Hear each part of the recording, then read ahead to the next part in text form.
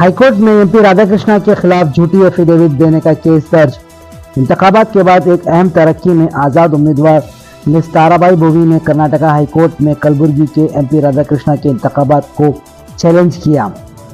رادھا کرشنا نے Indian national Congress کے ticket پر reserve Lok Sabha set جیتی تھی۔ پٹیشن میں دعویٰ کیا گیا ہے کہ مسٹر رادھا کرشنا نے اپنی الیکشن ایفیڈیوٹ میں جھوٹی معلومات دی اور کئی احساسات کا اظہار نہیں کیا جو representation of the people act کے پروویژن کے خلاف ورزی ہے۔ مس بھووی جو حال ہی میں ہوئے انتخابات میں ہار گئی تھی، انہوں نے تحقیقات اور قانونی ایکشن لینے کی درخواست کی ہے۔ ان کی فارمل کمپلینٹ کے مطابق مسٹر رادھا کرشنا نے جان بوجھ کر ٹرپل جیم پالیکس پرائیویٹ لمیٹڈ میں اپنے ایڈیشنل ڈائریکٹر اور شیئر ہولڈر ہونے کی معلومات چھپائی۔ انہوں نے یہ بھی کہا کہ کمپنی کے بیلنس شیٹ اور انویسٹمنٹ کے حوالے سے دی گئی معلومات یا تو ادھوری ہے یا غلط۔ اس کے علاوہ انہوں نے دعویٰ کیا کہ رادھا کرشنا نے آرچ پالیکس پرائیویٹ لمیٹڈ اور ایم وشویسورایا کوآپریٹو بینک لمیٹڈ میں اپنے شیئرز کا اظہار نہیں کیا۔ ایسے ہی کمیشن ان کی ڈائریکٹرشپ اور گریویٹیز انویسٹمنٹ پرائیویٹ لمیٹڈ میں انویسٹمنٹ کے سلسلے میں بھی بتائے گئے۔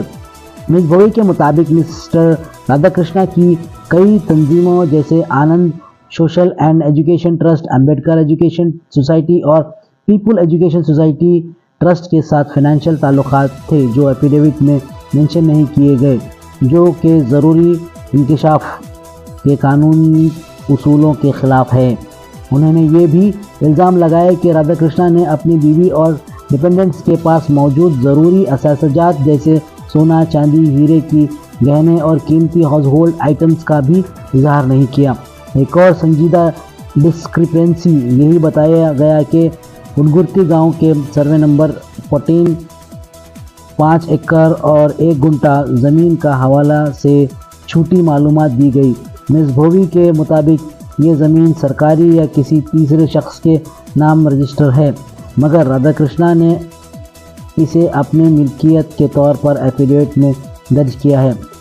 مس بھووی نے کہا کہ انہوں نے کئی RTI اپلیکیشن فائل کی، نامینیشن پیپرز اور فارم 7A، 21A اور 21E کی سرٹیفائیڈ کاپیز کے لیے، لیکن الیکشن آفس سے کوئی جواب نہیں ملا۔ انہوں نے الیکشن کمیشن آف انڈیا اور دوسرے مقامی اتھارٹیز سے گزارش کی کہ مکمل تحقیقات کی جائے اور ذمہ داری طے کی جائے۔